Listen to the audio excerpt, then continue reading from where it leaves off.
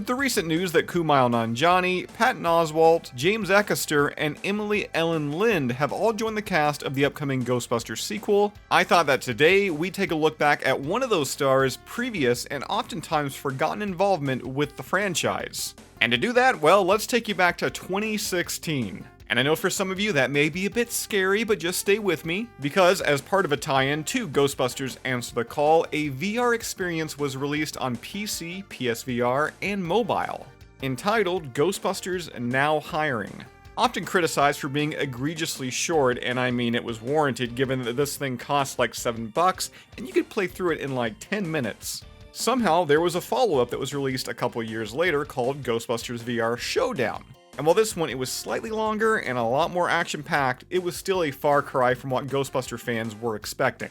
Now that's not to say that all was bad, as while the fun it didn't last long, for those that did enjoy the female-led reboot, the game recreated the unique interior of the Ghostbusters firehouse, seen in the film's closing credits, rather well, while also managing to include a few elements from the original film series, such as the caution stripe-laden ghost trap. Oh yeah, there was also Slimer who looked great and provided a legitimate jump scare popping out of a hot dog cart.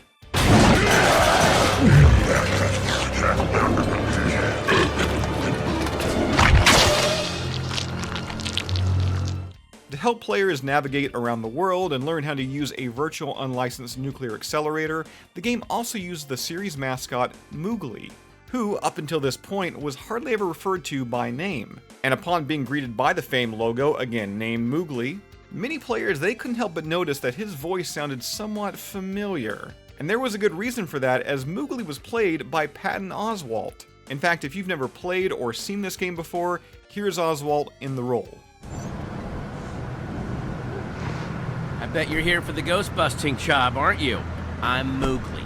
Don't roll your eyes, it's a family name. But I also understand why you're rolling your eyes. I'm going to show you around and tell you what's what. Moving around here is a little different than you're used to. I can fly, but you gotta teleport. Hold the button down on your controller, point it at the ground, then let go. Boom, you're there. I call it teleporting. Kinda has a nice ring. Surprisingly, for a game that only cost $7, it did include a rather all-star cast, as in addition to Oswalt, Chris Hemsworth would reprise his role as the Ghostbusters' dim-witted receptionist, Kevin. This is Kevin from the conductors, the metaphysical something or other something. Please leave a message with your name, number, and a brief explanation of what you exactly are calling about, because I'm not really sure what we do here. Thanks. With filming of the next Ghostbusters currently taking place in the United Kingdom, Oswalt's role is unknown.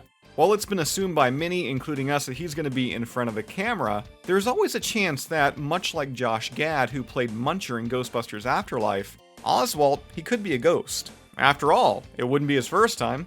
For those hoping to experience Ghostbusters Now Hiring and Ghostbusters Showdown for yourself, sadly the games have been removed from all platforms. But that's not to say that Ghostbuster fans can't get their bust on in virtual reality, as in addition to the recently launched Ghostbusters VR Academy experience, a full-fledged VR game is expected this year from In Dreams called Ghostbusters Rise of the Ghost Lord.